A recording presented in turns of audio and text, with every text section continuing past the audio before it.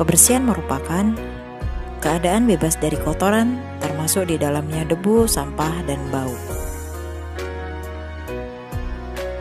Kemudian kebersihan diri adalah suatu upaya untuk memelihara kebersihan tubuh dari ujung rambut sampai ujung kaki. Kebersihan diri terdiri dari beberapa hal, yaitu diantaranya adalah yang pertama, kebersihan rambut dan kulit kepala.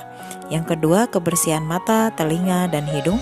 Yang ketiga, kebersihan gigi dan mulut. Yang keempat, kebersihan badan.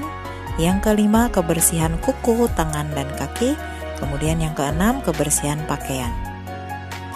Untuk menjaga kebersihan diri dapat dilakukan dengan mandi, gosok gigi, cuci tangan, keramas, membersihkan kuku, dan lain sebagainya. Selanjutnya kita akan melihat pengertian dari kebersihan lingkungan. Kebersihan lingkungan merupakan suatu upaya untuk memelihara lingkungan di sekitar tempat tinggal kita. Kebersihan lingkungan dapat dilakukan dengan cara mengelap jendela, menyapu, mengepel lantai, mencuci peralatan makan, membersihkan tempat tidur, membersihkan kamar mandi, membuang sampah pada tempatnya, dan lain sebagainya.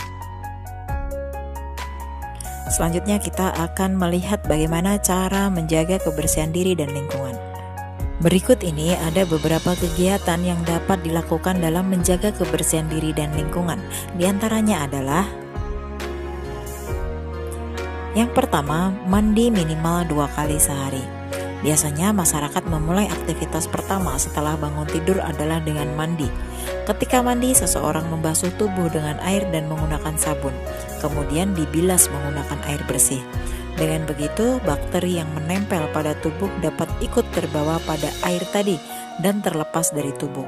Selain itu, ketika mandi juga dilakukan penyikatan gigi dengan sikat gigi dan pasta gigi, serta mencuci rambut dengan sampo. Yang kedua, mencuci tangan setelah memegang benda dan sebelum makan atau minum. Hal ini sangat penting untuk dilakukan, mengingat tangan merupakan anggota tubuh yang paling sering digunakan, baik untuk makan, minum, maupun memegang benda. Bakteri yang ada pada benda-benda tersebut mungkin menempel pada tangan. Untuk itu, penting untuk diingatkan setiap kali habis memegang benda untuk mencuci tangan, dan sebelum makan atau minum juga mencuci tangan agar tidak ada bakteri yang menempel di tangan ikut masuk ke dalam tubuh kita. Selanjutnya yang ketiga, mencuci pakaian serta spray dengan teratur.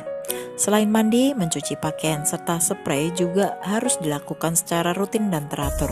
Sebaiknya baju yang sudah dipakai langsung dicuci agar kotoran yang menempel tidak menetap lama pada baju.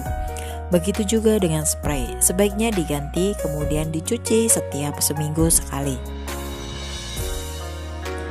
Yang keempat, menggunting kuku. Kuku merupakan bagian dari tangan dan jari yang mana sudah disebutkan sebelumnya sering digunakan untuk memegang benda. Adanya kuku yang panjang memungkinkan sebagai tempat berkumpulnya bakteri. Dengan mengunting kuku, bakteri yang menempel dapat ikut terbuang. Selain itu, jari-jari tangan juga terlihat lebih rapi jika kuku yang panjang digunting. Yang kelima, membuang sampah pada tempatnya. Buang sampah pada tempatnya sudah dicanangkan sejak lama, bahkan sejak kecil sudah diajarkan untuk membuang sampah pada tempatnya. Hal itu bertujuan agar tidak ada sampah yang berserakan serta tidak menyebabkan tumpukan sampah yang dapat menimbulkan bau. Bau tersebut dapat mengundang binatang seperti lalat dan tikus yang bisa menyebarkan penyakit. Oleh karena itu, wajib hukumnya untuk membuang sampah pada tempatnya. Selanjutnya yang keenam, membuang air yang menggenang. Hal ini dilakukan sebagai salah satu upaya terhindar dari penyakit demam berdarah. Genangan air disukai nyamuk sebagai tempat untuk berkembang biak.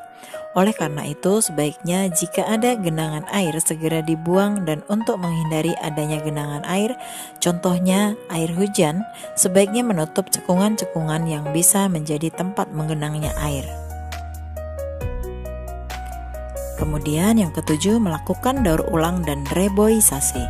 Mendaur ulang sampah menjadi salah satu upaya untuk mengurangi jumlah sampah.